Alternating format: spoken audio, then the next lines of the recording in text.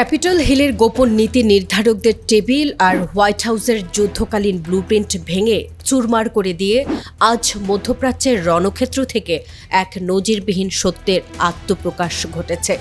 বৈশ্বিক সমরাস্ত্রের সমস্ত পুরনো ব্যাকরণ ওলট পালট করে দিয়ে এবার যুদ্ধের ময়দানে সরাসরি প্রমাণিত হয়ে গেছে ইরানি ফৌজের ইস্পাত কঠিন প্রতিরোধের মুখে কোনোভাবেই টিকতে পারছে না ডোনাল্ড ট্রাম্পের অত্যাধুনিক মার্কিন বাহিনী।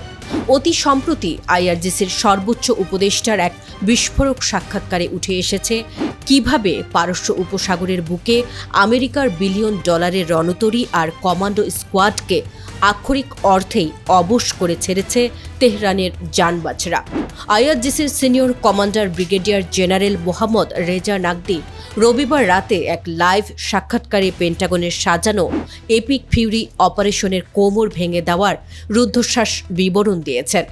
সংযুক্ত আরব আমিরাতের মাটি থেকে ছোড়া হিমার্স রকেট ও মার্কিন রণতরীর অবিরাম বোমা বর্ষণে আবু মুসা দ্বীপ যখন জ্বলন্ত আগ্নেয়গিরি, ঠিক তখনই ইরানি যোদ্ধাদের পাল্টা মরণ কামড়ে মার্কিন যুদ্ধজাহাজের ভেতরে থাকা ক্রুদের উপর এমন এক মনস্তাত্ত্বিক মারণচাপ তৈরি হয় যে পেন্টাগন নিজেদের নৌ কমান্ডারকে বরখাস্ত করতে বাধ্য হয়।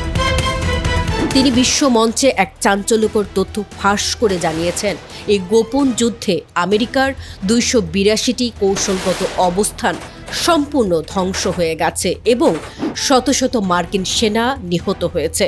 পরিস্থিতি এতটাই বেগতিক ছিল যে আরব আমিরাতের 40 বেডের এবং কুয়েতের 10 বেডের বিশেষ হসপিটাল বিমানগুলো প্রতিদিন গোপনে মার্কিন লাশ আর পঙ্গু সৈন্যদের জার্মানির হাসপাতালে নিয়ে যাচ্ছিল, যা ট্রাম্প প্রশাসন আজ পর্যন্ত দুনিয়ার সামনে ধামাচাপা দিয়ে রেখেছিল।